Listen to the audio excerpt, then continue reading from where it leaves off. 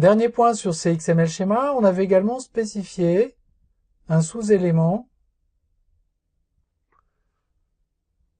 qu'on avait appelé âge. Et la seule chose que l'on avait dit sur ce sous-élément, c'est que son type était un type entier, XSD integer. En fait, un âge, c'est un peu plus qu'un type entier. Un âge peut pas être négatif. Et a priori, si on parle d'âge de nos utilisateurs, on va pas avoir de valeur plus grande que probablement 150. C'est quelque chose que l'on peut spécifier également avec le XML schéma. Plutôt que de donner le type de cet âge tout de suite, je vais dire que cet âge, c'est un simple type par opposition au complex type. Les complex types, ce sont des types qui sont composés de sous-éléments et d'attributs, éventuellement.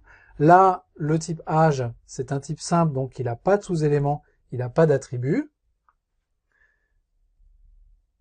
Et je vais dire que c'est un entier avec l'élément restriction. La base de cette restriction, c'est précisément le type XSD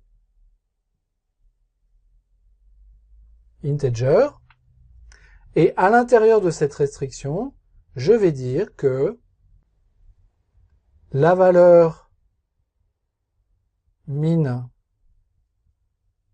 inclusive, c'est 0.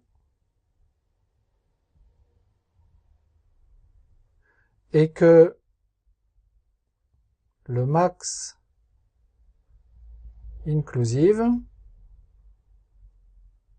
c'est précisément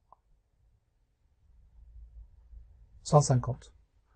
Je ferme ma restriction. Je ferme mon type simple.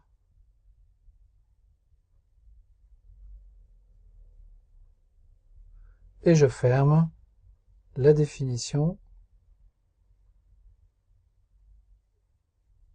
de mon élément.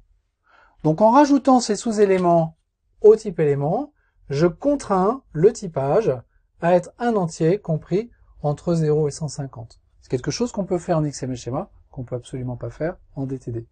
Évidemment, le prix à payer, c'est la complexité au niveau de l'écriture qui devient très verbeuse.